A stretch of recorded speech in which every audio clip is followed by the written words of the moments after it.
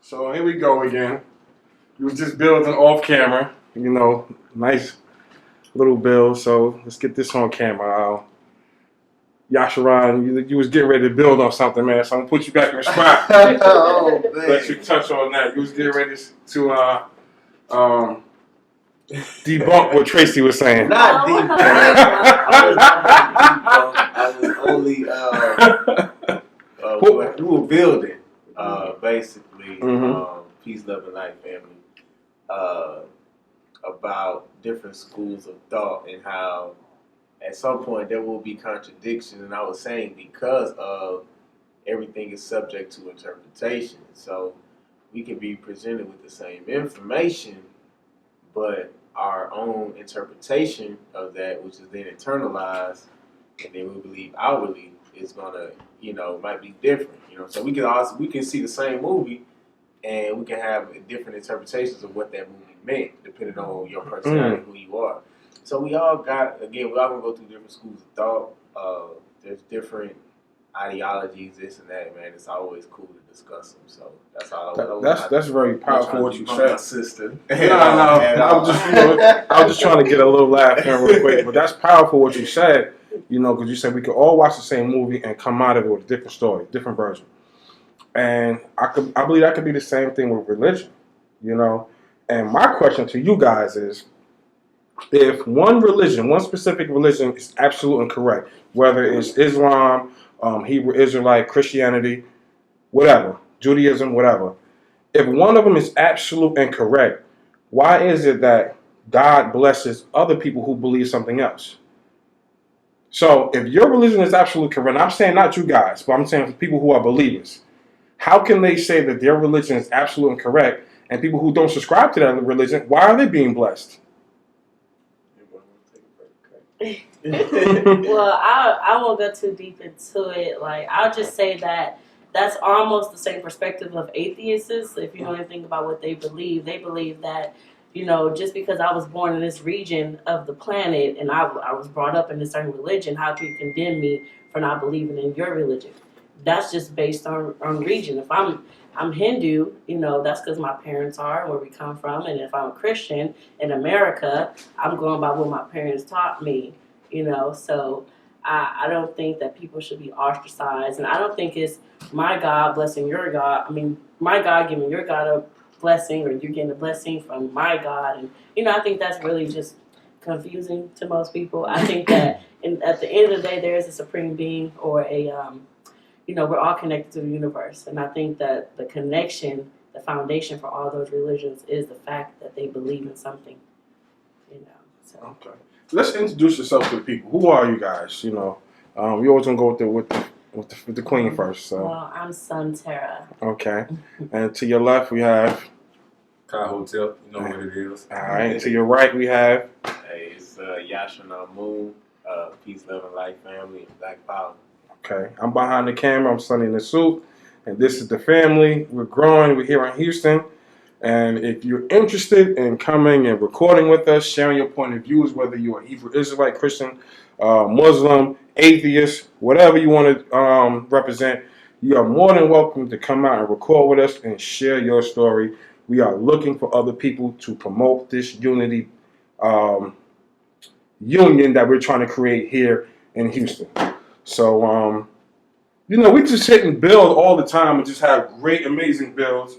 And it just came to us that we should put this on camera and share it with the people, So this is what I want to just start today. Let's just have a build. Let's just let it flow natural and do what we normally do, I like the camera's not here. Yeah. So, we were talking a little bit about resurrection, right? Right.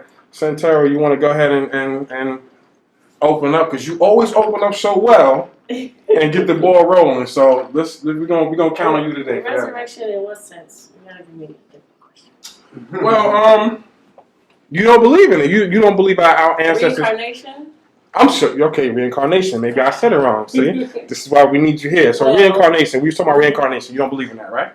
Well, I'm coming into different perspectives and different knowledge, and up to this point, what I have come to learn about reincarnation is that we were talking about the number 6 because I mentioned that the Beats headphones, which I know a lot of people are into, the whole Dr. Dre Beats, it's $1 billion company, and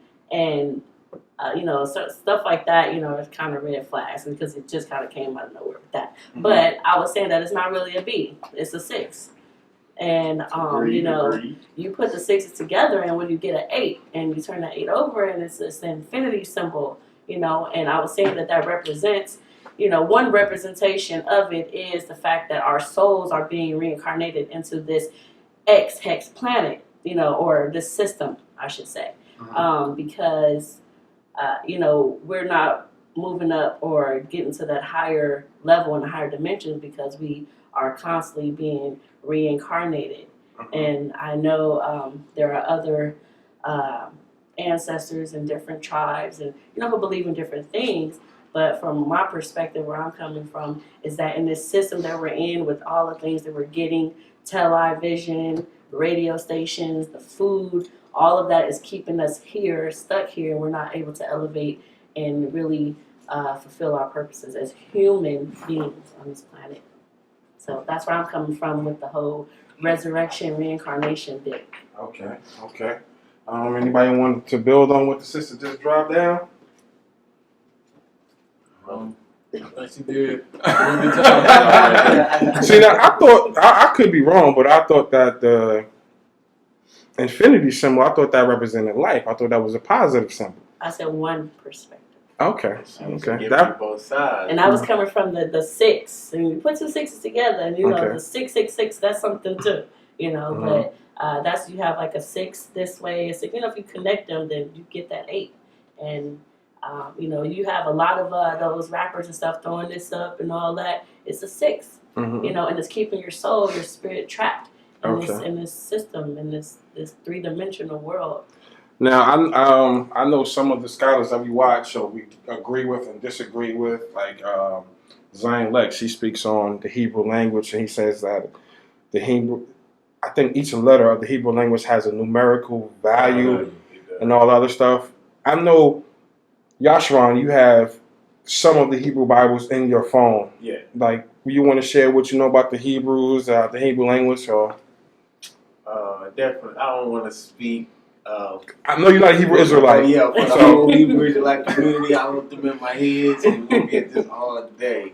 But I partially came into, I guess, what you would call consciousness through a Hebrew ideology or perspective when I was first getting put on. I was kind of going between that and Phil Valentine. So definitely the Hebrews, definitely the culture and the language has much to offer as far as information. Like he said, each letter has numerical value. I don't know all the letters off the top of my head. I have to go into my notes, but I know the W or the Wav, I think that has a numerical value of 6. That's why when you go to websites, it'd be www.whatever.com. www is Wav, which is 666. It's not. A lot of people associate the 666 with being evil. It's not. You have to understand, I can take a gun, all right, and I can use it to protect myself, or I can use it to inflict harm upon others. So don't take the information as being evil. Is how someone uses that information. You know what I mean? So a lot of people see 666 and they get, Illuminati, evil, and they don't have the understanding. So you have to get the information, you have to do your research, and then understand how that information is being used in order to see, what is what. That's powerful, because we just had a holiday, and a so-called holiday, Easter, Easter Sunday, and me and you had a build on Easter Sunday, and we were talking about, the origins of Christianity. Right? So I know one of our scholars that we admire, John Henry Clark, he said, don't throw away the Bible. You have to understand it. Right? And we understand that the version of Christianity that most Christians follow today is not the original version of Christianity. Right. They are following a Roman version of Christianity. And I'm going to go to my brother Kahotep and see if he can build on that part right there. Yeah, definitely. If you want to understand Christianity, you have to study Syriac, because the oldest church, surviving church, is the Orthodox Church. Yep. And they spoke Syriac. So when you study these, you see that they don't romanticize Jesus. So you have to know that we are reading from the King James version of the Bible. So when you say King James version, who is King James and why we have his version of the Bible? And a lot of these things came about with all these different councils that they had. Starting with Constantine. So to understand why why a lot of our people, celebrate these holidays, because it's just things that they was taught. A lot of these things came at a different date, as far as like with these different councils when they put in Easter and things of that nature. When Constantine, have all these different bishops to come in, and it took them, right at about 500 years, coming up with this whole concept right here. That was the first 7 councils. Yes. That was the first 7, because in all it was 21. And about 500 years was the first, I guess they call it the first 7 great councils. So, yeah, you're right on the point. You're on right on point with that. I just wanted to just add that in. Yeah, I want to throw that in there. So all it takes is just doing your research. If you want to see where things come from, put in their use chronology. Yeah. See where it originated from. Let's say like with Easter. Yeah. What was the first practice when they was using a bunny and eggs? And when did that first start? Right. And then just follow the trail. See where it leads to. So that's what we're not doing. And doing that, we'll have a better understanding. I guarantee a lot of Christians will stop doing these. Basically, you're doing a ritual. And you'll stop doing these things. If you understood where they came from, who was practicing it, how it came up into our hands. So. Man, I want to dig a little deeper before I shoot it to the sisters. Tara, how you said about how they romanticize the idea of the Christ. And if you look at that word, romanticize, Roman, you can already tell they hijacked it right there. You see what I'm saying? They basically effeminated.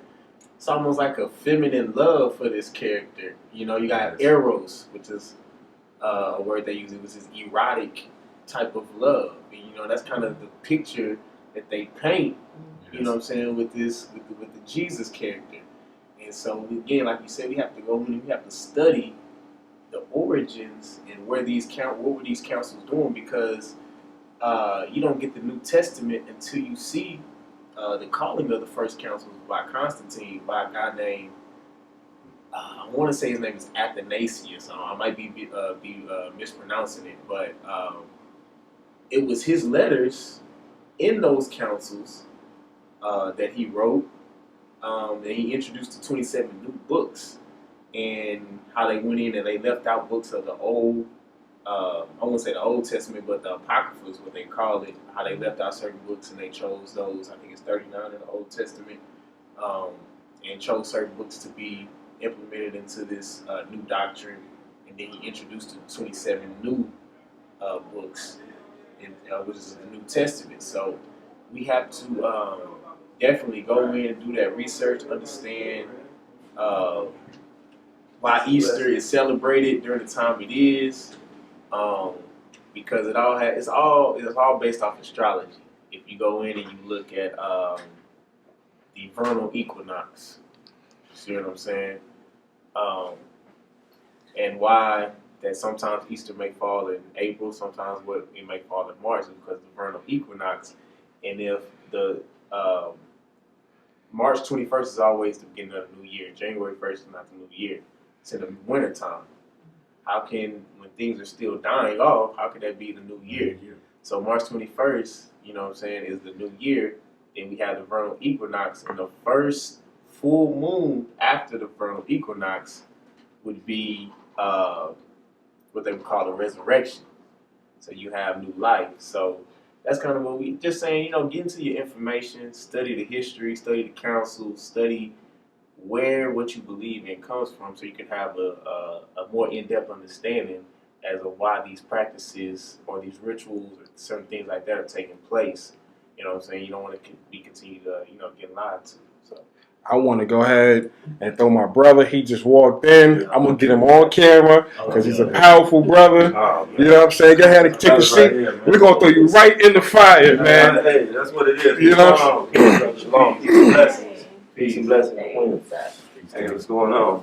Come with love, man. That's You know what I'm what it's saying? all about. Man. Introduce yourself to the Hey, people. man, I'm Sid, co-host of a radio program that comes on Conscious Mindset. And our whole mindset is to elevate. And as the brother was saying, peep the information, understand exactly what's going on, what's transpiring. Because the only way that we're able to be deceived is through deception and through lies and through mis and disinformation. And many of our people have been confused into thinking that we're everything but what we are. And as long as we're away from what we are, we'll be far away from our true purpose and the divine light that's guiding us and uplifting us and giving us the strength. And this brother has it right on his hat, you know. When we begin to look at each other as God and God assists, then we'll be able to manifest and create and continue to build. And I just want to say I checked out the radio show. It was powerful. The brother was dropping some great knowledge. He has a panel. Also, good brothers and sisters with great knowledge. I think you had a doctor on last time I checked. I think it was 2 Sundays ago. You had a doctor on. He was dropping some powerful information. How can people get to the radio station? Oh, man, you can get through the radio station 90.1 KPFT if you're in Houston or the surrounding areas. Or, you know, you can go on the World Wide Web. They haven't shut us down completely, even though, you know, they're coming through with WikiLeaks trying to shut everybody down and spreading that real information because they don't want the black man to wake up. But it's time and season. So www.kpft.org. We're streaming live. You can listen to it anytime on the archive. And the whole point is, it's, as we say, the most revolutionary 90 minutes because you haven't heard black men stand up not exploiting the people. See, that's what we have right now. We got a whole bunch of brothers that the only reason why they speaking and teaching is because the check has been cut. And it ain't been cut by us because we ain't really got 2 pennies to rub together. We're struggling and we ain't even working together, which is nonsensical and insane. You don't have a people as small of a population that thinks as an individual. We're so sick we don't even realize that we're walking around here saying we have 5 senses. You don't have 5 senses. You have 1 sensor that has 5 capabilities. Your brain controls your taste, your touch, your ability to hear. Those are all controlled by 1. That's the African perspective. It's one. It's oneness. It's whole. Not this duality and this division and this confusion that causes us to be divided. That we walk around here saying I'm light-skinned and dark-skinned. You don't even understand melanation. So when we understand really and captivate ourselves with the right spirit and stop being capitulated in all this darkness and listening to all these pimps and these snake oil salesmen who come around to exploit our women, to lay with them, and to destroy their purity and their virtue. And they come in the name of righteousness, but we know they're nothing but wicked vipers and demons. I told you, I warned y'all. I said, my brother said to come in here, he gonna come with that fire, and he come with that energy, and he come with that unity talk, and that's why I had to extend the invitation to the brother, because he just comes with that aura that we need in this community, and I commend him for coming out and supporting us, man. Oh yeah, man. You know, I appreciate that definitely. And if you let me just say one more thing, man. I know you brothers gotta go. Oh, okay. Go to the next. Okay. So keep it Keep it going. See, what has happened, brother, is, Carter G. Woodson thought he was doing something good, and it's beautiful, you know what I'm saying? And I say a lot of stuff, that steps on people's toes, but I tell them I actually missed the mark because I was trying to step on your foot. Because, you know what I'm saying? The thing is this, is we've been confused. He walked around saying the miseducation of the Negro. Step on your foot. Because, you know what I'm saying? The thing is this, is we've been confused. He walked around saying the miseducation of the Negro. Well, the Negro is a miseducation. Negro comes from a Latin word called necros. That's a dead people. That's a people without knowledge and understanding of self. I was reading a book today. They were talking about the Romans and the Greeks said, know thyself. They stole that from the Kemites. Just like they stole everything. You understand? And the Kemites, hey, let's keep it real. The Kemites and the Nubians and the Hebrews were all sharing information. They were all building and growing. And now today you got white folk. I call them pale faces. You got pale faces walking around here saying they're gods of Egypt. Do you think 50 or 60 or 100 years ago, 300 years ago, them brothers and sisters of melanation would have let these Peckerwoods walk around here and say they are the people? Hell no. Ain't no way in the world, man. And this is a year of Jubilee. This is a year of Jubilee, and you got black people walking around here acting like those Edomites. And I was going to call them idiots, but we're playing the fool. Right. So we got to wake up and realize that the deception is going on, and the whole point of me saying that about miseducation is in Texas, and that's where we are. That's where we putting it down at, but it's all around the world because No Child Left Behind came in 2003, so you get the same education as me. What happened in 1979, these Peckerwoods realized that it would be a minority majority. And we got to get out of the mainframe of calling ourselves minority because that means child. And since we are going to be a child of God and the child of the world, it's more black and it's more brown than white all day long around the world. Right. So anyhow, anywho, these Peckerwoods sat down and they looked at the data, they looked at the statistical information. That's why this is beautiful, having this think tank and having this opportunity right here to discuss this information. And they said, what are we going to do? And the brother that was in the room, good Peckerwood, he told the truth. He looked me dead in my eyes. I saw the brown little flicker pop in his eye, from all the alcohol and all the toxins he had put in his body, because Europeans, they live on toxins. They live on filth. And that's why black people are dying at a rate that's unbelievable. A black man here in this country can only live to 64 years. They already got us pegged out, brother. You understand? So they looked at the statistical data and they said, what are we going to do? They didn't talk about penitentiaries. They didn't talk about drugs.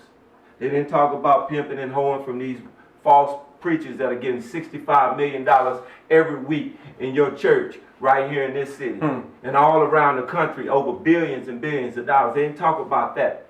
They said what we are going to do is we're going to create standardized tests and we're going to force these children to take the standardized tests. Some of our white kids will fail, but most of them will make it, and we'll get the niggers and the spicks. They'll go ahead and fail, and we'll set up penitentiaries and all this other garbage based on the reading scores and the test scores that they have established. Right. These are proven facts. I'm not just spitting out conjecture and speculation. You can look at the statistical data. That's why we say, what do we say today? From school to prison pipeline. Yeah. So what has happened is, through the miseducation, you have a generation of young people who see no value in education, who see no value in learning, who see no value in information. So they only get value from what has been prescribed for them, which is that tell lies to your vision. That's funny you said that, because the Queen was just touching on the tell lie vision. That's poison. That's poison. That's poison. I just want to throw this quick little... Cut me off, man. No, I just want to just throw the story in. You don't know how much you inspired this situation right now, because it was at the Dr. Umar event where I watched you open up for him, and something you said resonated with me, saying, we should stop seeing our brothers as a stranger. When you come in contact with your brother, that is your brother. Correct. So after the event, me and Dex started talking. We was in line waiting to get me and Yashua I'm sorry. Excuse me. It's all good, man. It's all good. So we started building. And then we met Santero and her family. Her mother was there, her niece was there, and we started building. Wow. From that, we were able to create a situation. Then one day, me and Yashar Moon was shopping, ran into Kahotep. He wasn't even, I don't even know he was there at the first Umar event. He approached us with the same mentality that you was preaching to us. So when he came to us, we were so receptive, like, wow, that brother came. Right. And he came with the power. Right. And we connected. And now we here now. Man, that's power. Now we're here now. God, man. Yeah. That's power, man. Hey. And I just got to say this real quick, man, because that's what they don't want. Right. They don't want us to link up and realize we connect. We're the only people on the planet to where you can have a cousin, a sister, a auntie, somebody, mama and them, somebody in your family that is literally your family, because we have been sold and stolen all around the world. Right. That's why when we talk about the physical bondage that we've endured, we have to uplift that. We have to understand that is what sets us apart from all of these people stealing our history. They are living off us. It's a symbiotic relationship. They are parasites. When you go to New York City, you see Manhattan, you see all these Peckerwoods living off Harlem, living off the Bronx, living off Brooklyn. And they're stealing our areas. These things are happening because they know, just like Benjamin Banneker, when he came and went on the 16th Street, they call it the Corridor of Lights because it's facing the White House. They know they have to have a black man because a black man brings that melanation. He brings that spirit. He brings that light. He brings God. We're made in the likeness and the image of it. So when they see that, when they understand that, when they feel that, they know it. That's why they fear us. They talk about why they're afraid of black men. You know damn well why you're afraid of us. You know who we are. And you know what? When we wake up, it's on. And you know what? We do this all for the love and the protection of our sisters and our queens. Yes, sir. So with that being said, I'm going to bring the feminine energy in there. Yeah, please do. You know what I'm saying? I know it's fire. To bring that balance. That's it. We need to bring that balance. And I'm going to go to Santara. Because, I mean, the brother came with the fire. It's on fire in here. I got to cut my air conditioner on right now. Because it's hot in here right now. So, Santara, cool us off a little bit, you know. How do you feel about everything the brother just came in with? Well, I totally agree. There's nothing that I disagree with or would, you know.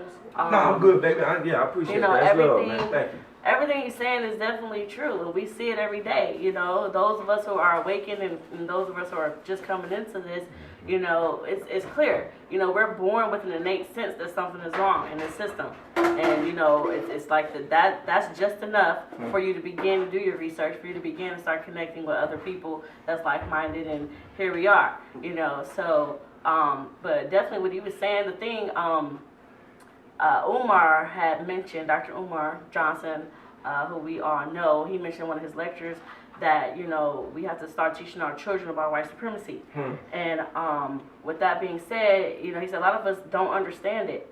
You know, we just think it's this whole discrimination, prejudice thing. But in reality, what it is that they know our potential.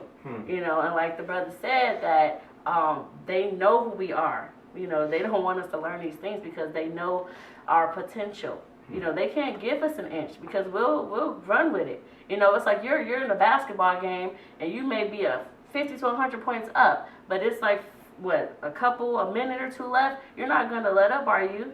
You know, because you know that team is really good and they can come back and beat you. And that's pretty much the same concept of how white supremacy is working, is that they know our potential, and if they give us an inch, we're going to take this planet back over. Kai Hotep, I know you're dying to get in there, brother. I know you're dying to get in there, man. I mean, definitely the energy is really flowing through this room right now, bro. I mean, everything that the brother and the sister said was, I mean, dead on. You know, we have to understand that our oppressor is not going to give us the information, the things that we need to make sure that we are going to be able to, you know, not only survive, but, you know, strive and be able to leave wealth for our children and have that generational wealth. That's so important. A lot of times, well, most of the time, you know, when black people die, you know, we leave debt, you know, instead of leaving wealth. You know, and the only way we're going to leave wealth for our family, have that generational wealth, we have to start bonding and building with each other. You know, we have to start putting our funds together because it's not about us. It's about our kids and their children. You know what I mean? So like, we have to start looking at things, you know, not for just today, but for tomorrow. Right. You know, and once we start doing that, once we start linking up, once we start separating ourselves from our oppressor, from people that are really just leeching off of us, once we start building and having things that of our own, we're gonna take it over. You know. And once we do that, I also want to jump in and throw just piggyback what you're saying. Once we separate ourselves, we have to recreate our value system. Yes. You know, we have black businesses today, and black folks don't want to support them for what they're asking for because, Santara, she has a leather business. Who's to say that her leather isn't worth more to us than a Wilson or some other brand? Right. We have to recreate that. Her leather crafting is made by a black woman, made by a black queen. We need to value that. Right. You know what I'm saying? If we have Nagash, a shoe company. Some people say, it's too expensive, but you go out and buy Jordans because your value system is incorrect. We have a black-owned company. If they have $300, you know what? It's worth $300 because it's for us, by us. Right. Don't look at Nike all the time, and I have to be honest, I'm a Nike fan. So this is something I'm preaching to myself. I don't want to be a hypocrite. I have to stop buying Nikes and saying, you know what, I'm gonna invest in the gods because it's valuable to me. It's value to my community. It's value to my race. Right. What we do now is, that person has a business. We want to get it for the cheap. We want to get it for the low. We want to get a discount. No, we need to value our black businesses and hold it to higher regards, higher than we hold on these European companies. That's right. That's right. So we need to recreate our value systems.